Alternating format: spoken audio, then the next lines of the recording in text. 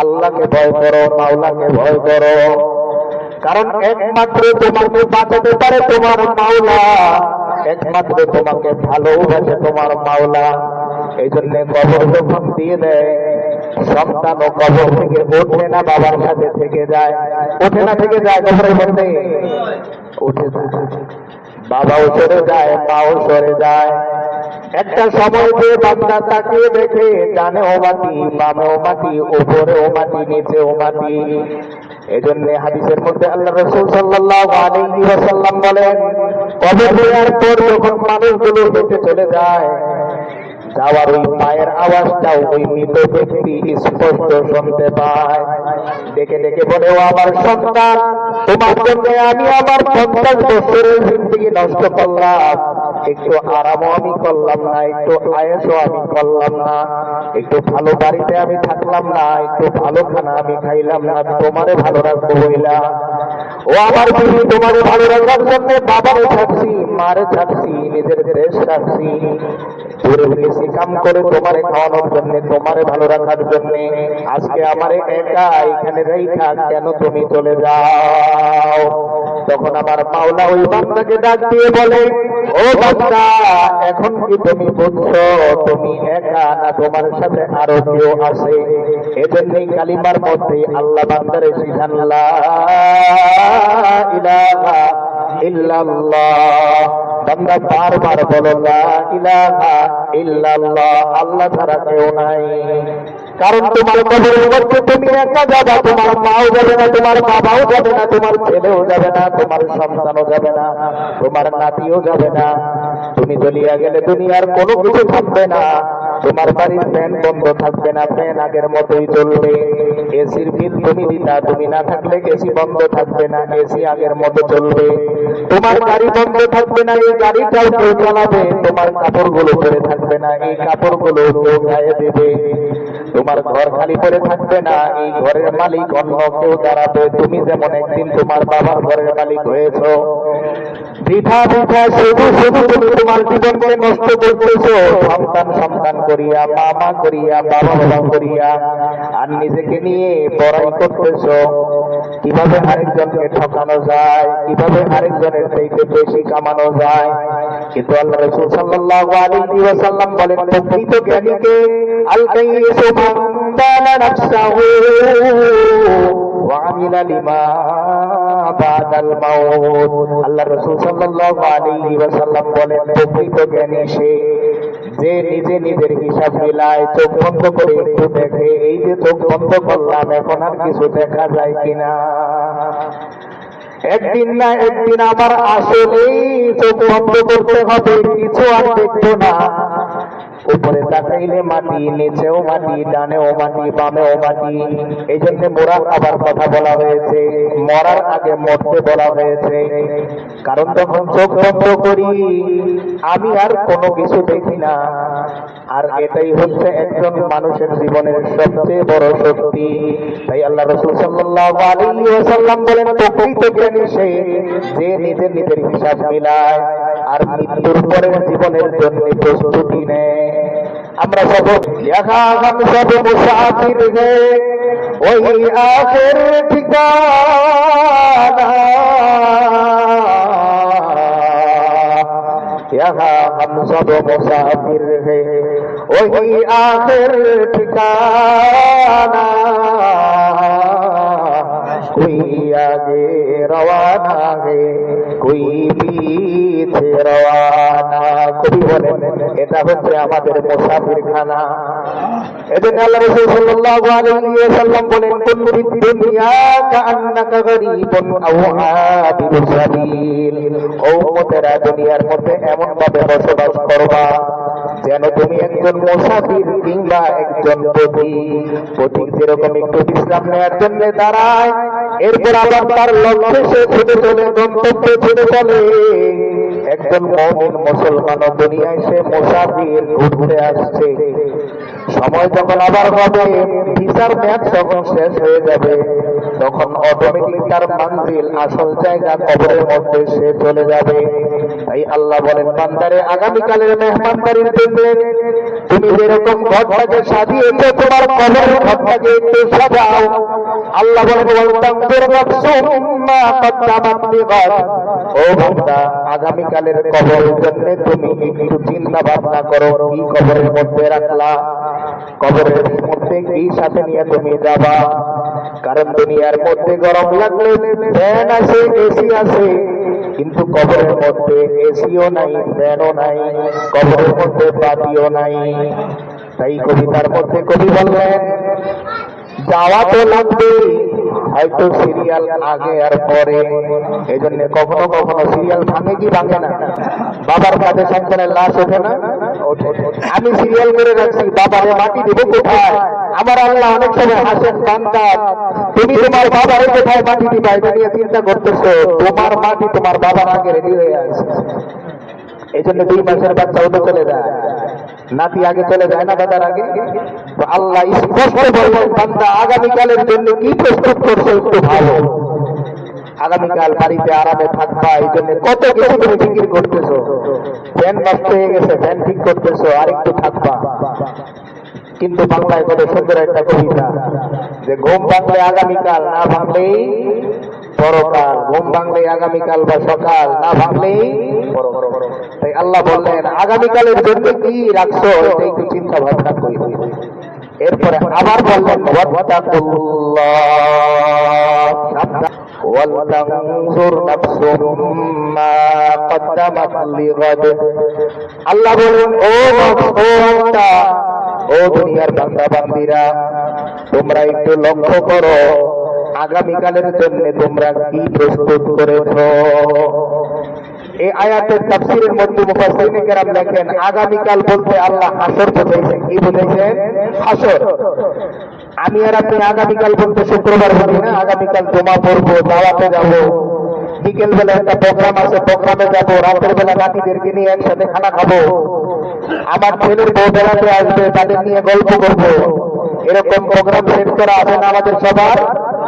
কিন্তু আল্লাহ বলেন আগামীকাল তোমার শুক্রবার নয়, বরং চোখটা বন্ধ হয়ে গেলে আগামীকাল তোমার কবরের কাল, আগামীকাল তোমার ফুলসিরাতের কাল, আগামীকাল তোমার হিসাবের কাল, আগামীকাল তোমার মেহমানদারির সময় না, বরং আগামীকাল আজকে রাত্রে যদি আর ঘুম থেকে না জাগো, আগামীকালের দিন হবে তোমার কবরের প্রথম দিন।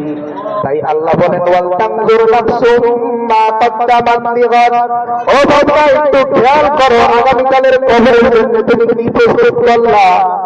আগামীকালের মেহমানের জন্য মাছ এনে ফ্রিজের মধ্যে রাখছো, গোশত এনে ফ্রিজের মধ্যে রাখছো, আগামীকালের জন্য সালাদ এনে রাখছো, কাঁচা মরিচ এনে রাখছো, লেবু এনে রাখছো, কিন্তু বান্দা একবার চোখ বন্ধ করে খেয়াল করলা না। যদি তুমি এই মুহূর্তে তোমার চোখ বন্ধ হয়ে যায়, আজরাইল যদি তোমার প্রাণটা কবজ করে, কোথায় থাকবে তোমার গোশতের পোটলা, কোথায় থাকবে তোমার মাছের পোটলা, কোথায় থাকবে তোমার মেহমানদারি, কোথায় থাকবে তোমার জমিদারি, কোথায় থাকবে তোমার বাড়ি, কোথায় থাকবে তোমার গাড়ি, কোথায় থাকবে তোমার সন্তান, কোথায় থাকবে তোমার নাতি। তুমি তোমার কবরে একলা একলাই রওনা হবা। এজন্য কবি বলে यहाँ हम सब मुसाफिर हैं वही आखिर ठिकाना, यहाँ हम सब मुसाफिर हैं वही आखिर ठिकाना, कोई आगे रवाना है कोई पीछे रवाना। কবি বলেন এটা হচ্ছে আমাদের মুসাফির খানা।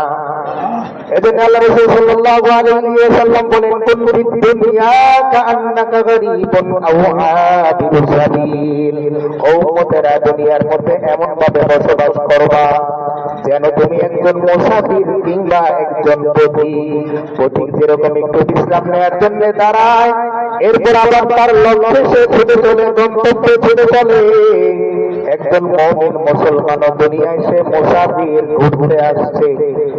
সময় যখন আবার হবে, ভিসার মেয়াদ যখন শেষ হয়ে যাবে, তখন অটোমেটিক তার মঞ্জিল আসল জায়গা কবরের মধ্যে সে চলে যাবে। তাই আল্লাহ বলেন বান্দারে আগামীকালের মেহমানদারির জন্য তুমি যেরকম ঘরটাকে সাজিয়েছো তোমার কবরের ঘরটাকে একটু সাজাও। আল্লাহ বলেন ও বান্দা আগামীকালের কবরের জন্য তুমি একটু চিন্তা ভাবনা করো, কি কবরের মধ্যে রাখলা, কবরের মধ্যে কি সাথে নিয়ে তুমি যাবা। কারণ দুনিয়ার মধ্যে গরম লাগলে ফ্যান আছে, এসি আছে, কিন্তু কবরের মধ্যে এসিও নাই, ফ্যানও নাই, কবরের মধ্যে বাতিও নাই।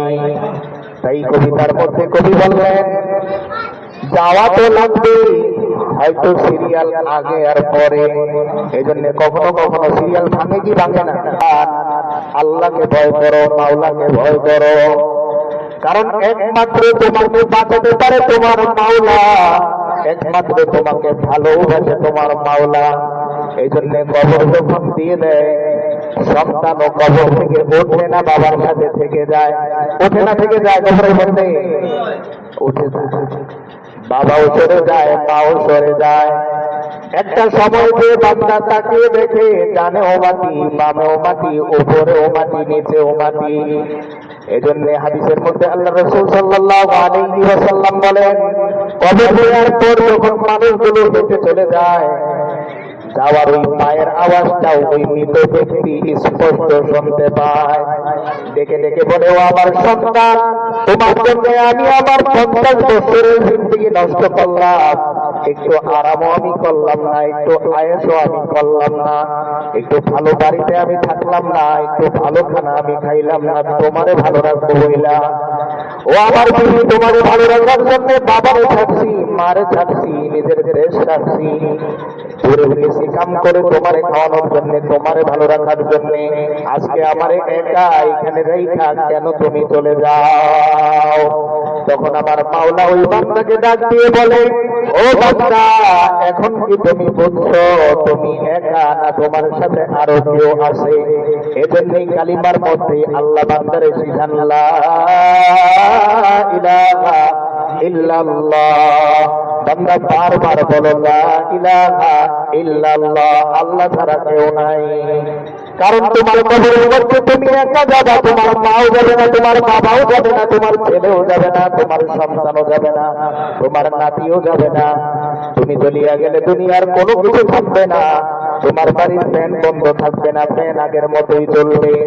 এসির বিল তুমি দিতা, তুমি না থাকলে এসি বন্ধ থাকবে না, এসি আগের মতো চলবে। তোমার গাড়ি বন্ধ থাকবে না, এই গাড়িটাও কেউ চালাবে। তোমার কাপড়গুলো পরে থাকবে না, এই কাপড়গুলো কেউ গায়ে দেবে। তোমার ঘর খালি পড়ে থাকবে না, এই ঘরের মালিক অন্য কেউ দাঁড়াবে। তুমি যেমন একদিন তোমার বাবার ঘরের মালিক হয়েছ, বৃথা বৃথা শুধু শুধু তুমি তোমার জীবনকে নষ্ট করতেছো, সন্তান সন্তান করিয়া, মা করিয়া, বাবা বাবা করিয়া, আর নিজেকে নিয়ে বড়াই করতেছো কিভাবে আরেকজনকে ঠকানো যায়, কিভাবে আরেকজনের চাইতে বেশি কামানো যায়। কিন্তু আল্লাহ রাসূল সাল্লাল্লাহু আলাইহি ওয়াসাল্লাম বলেন প্রকৃত জ্ঞানীকে আল কাইয়িসু মান দানা নাফসাহু ওয়া আমিলা লিমা বাদাল মাউত। আল্লাহ রাসূল সাল্লাল্লাহু আলাইহি ওয়াসাল্লাম বলেন প্রকৃত জ্ঞানী সে যে নিজে নিজের হিসাব মিলায়, চোখ বন্ধ করে একটু দেখে, এই যে চোখ বন্ধ করলাম এখন আর কিছু দেখা যায় কিনা, একদিন না একদিন আমার আসলেই চোখ বন্ধ করতে হবে, কিছু আর দেখবো না। উপরে তাকাইলে মাটি, নিচেও মাটি, ডানেও মাটি, বামেও মাটি। এই জন্য মোরা আবার কথা বলা হয়েছে, মরার আগে মরতে বলা হয়েছে। কারণ যখন চোখ বন্ধ করি আমি আর কোনো কিছু দেখি না, আর এটাই হচ্ছে একজন মানুষের জীবনের সবচেয়ে বড় শক্তি। তাই আল্লাহ রাসূল সাল্লাল্লাহু আলাইহি ওয়াসাল্লাম বলেন প্রকৃত জ্ঞানী সে যে নিজের নিজের হিসাব মিলায় আর মৃত্যুর পরের জীবনের জন্য প্রস্তুতি নেয়। আমরা সফর করার জন্য ব্যাগটা তৈরি করি নাই যে আজকে যারা আমরা দূর থেকে আসছি আমার পানের ব্যাগটা আছে কিনা পরীক্ষা করছি, পাগড়িটা আছে কিনা পরীক্ষা করছি, মেসওয়াকটা আছে কিনা পরীক্ষা করছি, টিস্যু আছে কিনা দেখছি, পকেটে টাকা ঠিকঠাক মতো নিলাম কিনা দেখছি, যাদের রাত্রে ওষুধ আছে দেখছি ওষুধটা নিচ্ছি কিনা। আল্লাহ রাসূল সাল্লাল্লাহু আলাইহি ওয়াসাল্লাম কেমন যেন বোঝাতে চান প্রতিদিন রাতের বেলা একবার চোখ বন্ধ করে হিসাব মিলাবে, আমার নামাজ আছে কিনা, আমার রোজা আছে কিনা, আমার জিকির আছে কিনা, আমার হজ আছে কিনা, আমার আল্লাহ আল্লাহ ডাক আছে কিনা, আমার সুবহান আল্লাহর জিকির আছে কিনা, আমার নফল নামাজ আছে কিনা, আমার ইশরাক আছে কিনা, আমার আওয়াবিন আছে কিনা, আমার মেসওয়াক আছে কিনা, আমার কবর সাবানা আছে কিনা। এই তো বান্দা প্রতিদিন মুরাকাবা করে। আর ওই কথাই আল্লাহ কোরআনে বলেন, ওয়াত্তাকুল্লাহ,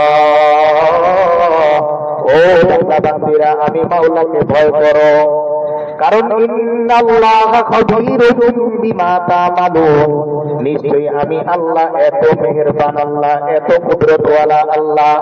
দুনিয়ার মানুষ যা দেখে না আমি মাওলা তা দেখি, দুনিয়ার মানুষ যা শোনে না আমি মাওলা তা শুনি, দুনিয়ার মানুষ যা বোঝে না আমি মাওলা তা বুঝি।